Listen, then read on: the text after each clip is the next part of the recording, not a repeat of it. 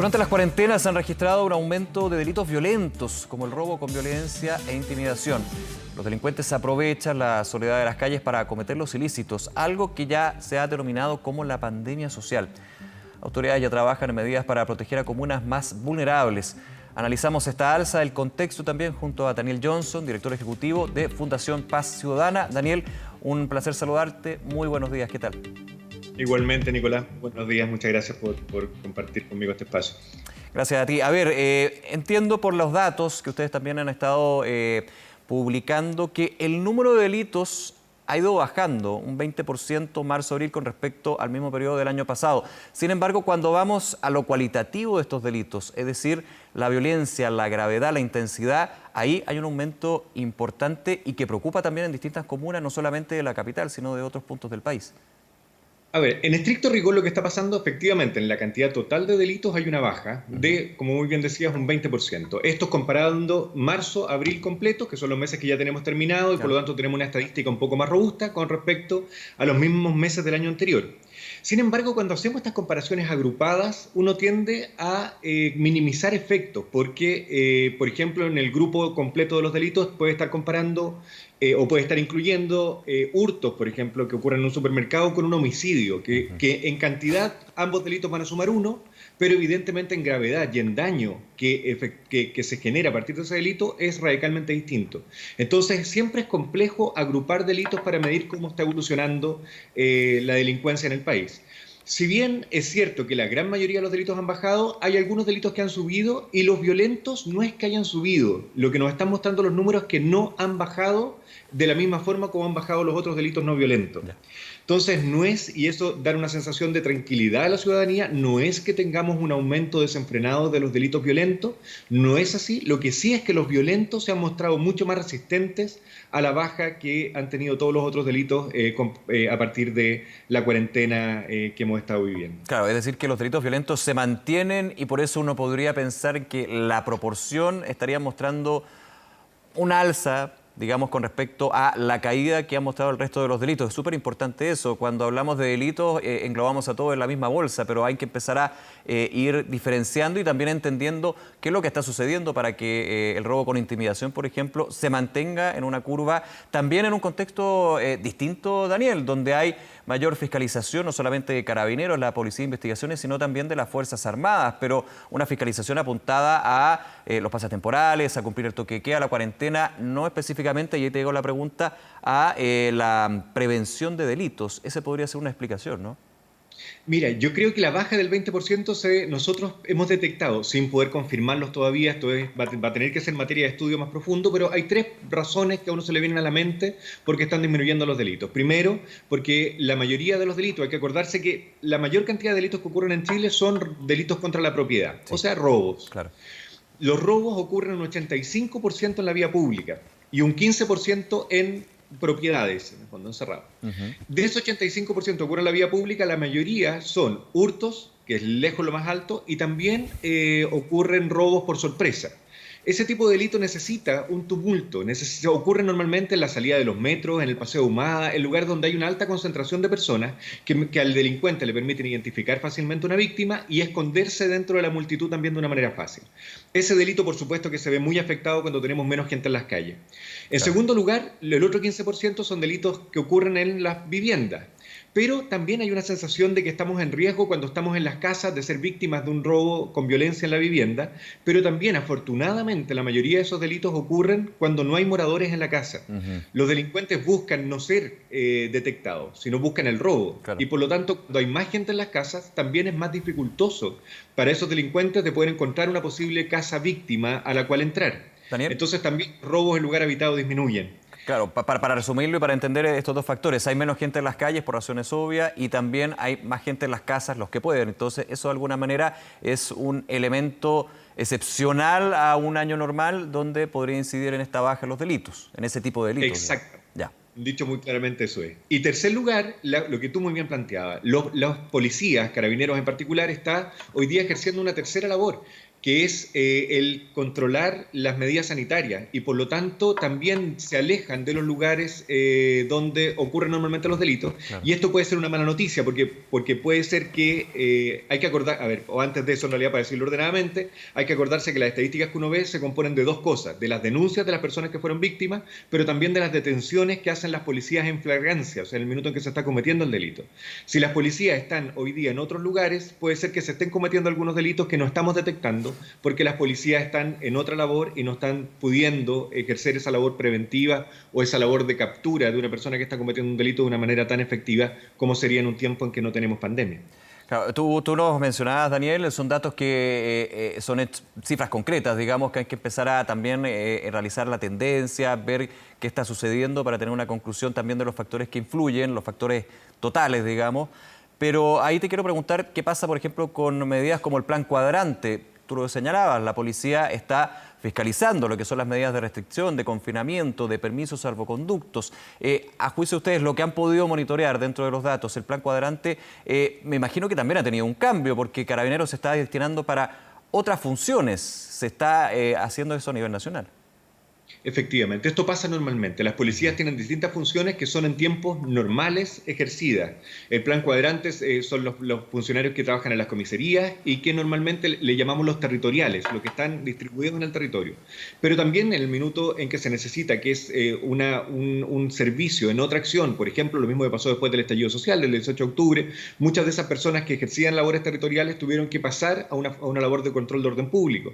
Y ahora también lo mismo, esos territoriales están ejerciendo una labor de control de las medidas de prevención de los contagios por la pandemia y por lo tanto salen de su función de patrullaje preventivo, por ejemplo, en el territorio y pasan a ejercer esta labor de control y que es muy importante que se ejerza, pero que libera o disminuye el servicio que dan en prevenir delitos. Otra cosa muy importante también y que tenemos que empezar a analizar con detalle es la evolución que han tenido los delitos. Lo que sí estamos claros es que los delitos cambian en una condición de pandemia de manera muy importante. Esta disminución de un 20% es muy importante, pero también tenemos aumentos en otros delitos, no los violentos, que son muy relevantes. Tenemos por ejemplo, del 20% de disminución hay un 5%, o sea, podríamos haber llegado a un 25% de disminución, porque hay un 5% de aumento en delitos del artículo 318, que es personas que no están cumpliendo las medidas de la cuarentena, que son delitos contra la salud pública. Entonces también eso está afectando a las estadísticas. Claro. Y por otro lado tenemos un aumento importante, porque era muy poco los que teníamos el año pasado y ahora tenemos muchos delitos, no tenemos muchos la verdad en comparación, hay que pensar que los delitos que ocurren al mes son alrededor de 130.000 o los que se registran en realidad en el sistema. Pero hay algunos miles de esos delitos que este año empezaron a entrar y que son delitos de personas que cumplen falsamente funciones de médico o incluso personas que siendo profesionales de la salud prometen soluciones a la enfermedad, a una enfermedad que no son posibles, que no son reales, que no son posibles de entregar. Aquí, y estos delitos Daniel, han aumentado de manera importante. Eso es súper importante y ponerle harto ojo a un delito de suplantación podríamos decir que se divide en dos, en aquellos que usando uniforme o una postura de un doctor o un profesional de la salud terminan cometiendo un robo, por ejemplo, un delito de ese tipo. Pero la segunda también, uno podría, ahí te hago la pregunta, considerarlo como una estafa, cuando se promete un medicamento, un tratamiento que finalmente tiene un pago y no se completa. O sea, aquí tenemos dos delitos súper relevantes en estas fechas, en este contexto de crisis sanitaria, porque finalmente se está aprovechando la crisis sanitaria para abusar de las personas de distintas formas. Así es. Afortunadamente nuestro Código Penal es bien específico en esto y tiene dos delitos que son catalogados particularmente para estos casos. O sea, ni siquiera entraría como una estafa o como un robo, sino que entran directamente como un delito que es una persona que suplanta, son los artículos 313 del Código Penal. El que suplanta a una persona, a un profesional de la salud, no siendo profesional de la salud lo suplanta, o siendo profesional de la salud promete soluciones que no es capaz de entregar. Esos dos delitos están tipificados, tienen penas, están en el Código Penal, o sea, son penas aflictivas. Y que se puede considerar como agravantes, me imagino, ¿no? También se pueden ir sumando a otros delitos. Si es que con eso cobraron, por ejemplo, ahí se puede constituir, además de este delito, una estafa. O como tú decías, partir de esto entran a una vivienda y cometen un delito de robo, bueno, son dos delitos, cuando cometieron la suplantación, pero también cometieron el robo aparte. Y esos delitos son muy preocupantes porque evidentemente el daño que pueden producir en una condición de pandemia como la que tenemos hoy día es muy grave y muy importante. Y otra cosa que nos está preocupando y que también tenemos que mirar bien en las estadísticas son la violencia intrafamiliar. Sí. Lamentablemente estamos teniendo un aumento en este tipo de denuncias, estamos teniendo un aumento muy importante en las llamadas que están recibiendo los fonos de emergencia, tanto de Carabineros como del Servicio Nacional de la Mujer y Equidad de Género. Los dos teléfonos están aumentando de manera muy importante, prácticamente al doble, las llamadas que reciben en un periodo normal. Entonces también tenemos que poner un foco en cuáles son las medidas de protección que podemos darle a las personas que pudieran estar siendo víctimas de violencia intrafamiliar en esta circunstancia en que estamos todos conviviendo con la familia mucho más permanentemente. Sí, ese punto es súper grave, Daniel, lo hemos estado abordando desde hace ya bastante tiempo en el marco de esta crisis sanitaria, mayor violencia intrafamiliar, mayor violencia contra la mujer. Y ahí te hago la pregunta, ¿cómo evalúan desde Paz Ciudadana lo que son las medidas desde el Ministerio de Mujer y Equidad para denunciar y no generar también un menoscabo a la persona que está muchas veces en cuarentena con su pareja, con la persona que termina golpeándola? Está el tema de la mascarilla, también de este código que uno puede dar a través del teléfono para justamente hacer una denuncia efectiva. ¿Cómo lo evalúan? Que también se puede aplicar cuando termine esta crisis sanitaria, porque también hay muchas cosas que se están haciendo bien y que si se están haciendo bien ahora hay que mantenerla en el tiempo. Por supuesto. Aquí lo primero es la denuncia y eso nos parece fundamental y eso se aplaude. Tenemos que fomentar las denuncias, no normalizar nunca la violencia intrafamiliar. Y normalmente la persona que es víctima está incapacitada de poder hacer denuncia y por lo tanto los terceros que están captando que en una vivienda, un vecino, se están produciendo situaciones de violencia, se tiene que denunciar.